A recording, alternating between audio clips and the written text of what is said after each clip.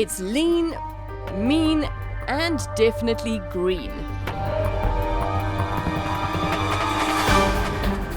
After months of anticipation, it's finally here in South Africa, the Ford Focus RS. As cult cars go, Ford's iconic RS models are in the same league as Mitsubishi's Evo or a Subaru WRX. Understandable then that some people would be more than a little excited to drive it. At the launch, motoring scribes had ample room to explore the limits of Ford's latest and greatest around the Zwartkops Raceway. To make sure no one's enthusiasm got the better of them, expert driving instructors gave everyone a few pointers on how to make the most of their time behind the wheel.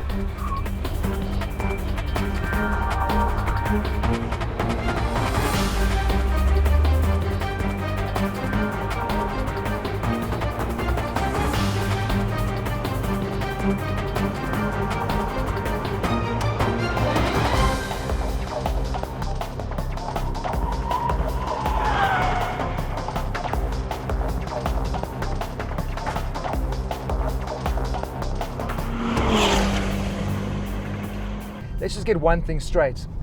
This is not a ST on steroids.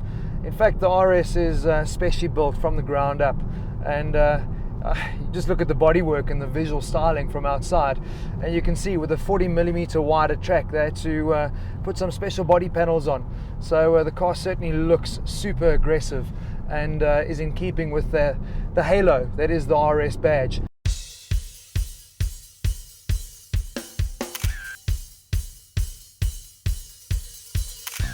Tried and tested on some of the most demanding rally stages of the world, that RS badge has genuine racing pedigree behind it.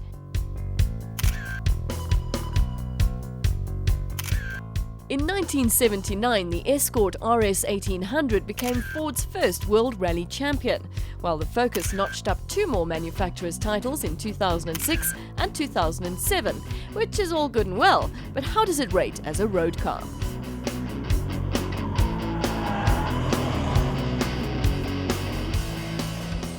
Pretty highly so far. The sound is amazing. That's the first thing you notice, and the power is unrelenting as well, which is pretty damn awesome.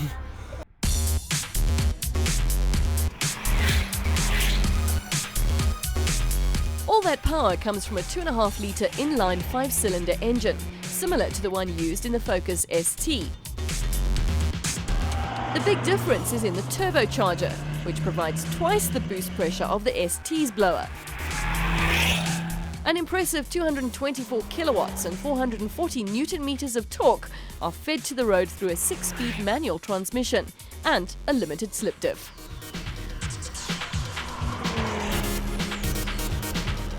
This is the most powerful front-wheel drive car, and that in itself gave the designers of the Focus RS a bit of a challenge, because do they go with all-wheel drive or do they go with front-wheel drive? Well, I think look, you can argue all day, but the proof's in the pudding, and we're sampling it here now, and it makes sense. Look, we didn't drive the four-wheel drive prototype, and like you said, they gave us the arguments, the extra weight, the extra cost, the added fuel consumption, all the rest of it. But I think what they've done here is a good recipe for success, and it's a lot of fun, I can tell you that. A 0 to 100 sprint time of 5.9 seconds and top speed of 263 kilometers an hour puts the RS squarely in M3 and C63 territory. But what happens when the road gets twisty? You can see there, it's actually very, very forgiving on the front wheel. You pitch it into the bend and it unweights really nicely and allows you to come onto the power really early. Yeah, we're staying in third out of the title hairpin at Zwartkops. And that torque is just there throughout. It really is pretty special. 224 kilowatts is a lot to be putting down through the front wheels, and they've come out with this unbelievable design called a Revo knuckle on the front suspension, and basically it works as a split unit between the axle and the suspension. So that is how they've counted the torque steer, and it certainly is working. The great thing about the Focus RS is that it's not only a track day special, it can also be a very suitable everyday companion. So when you leave the track, get back in that onboard computer, change the setting to standard, and it'll feel like you driving your grandmother's little runabout.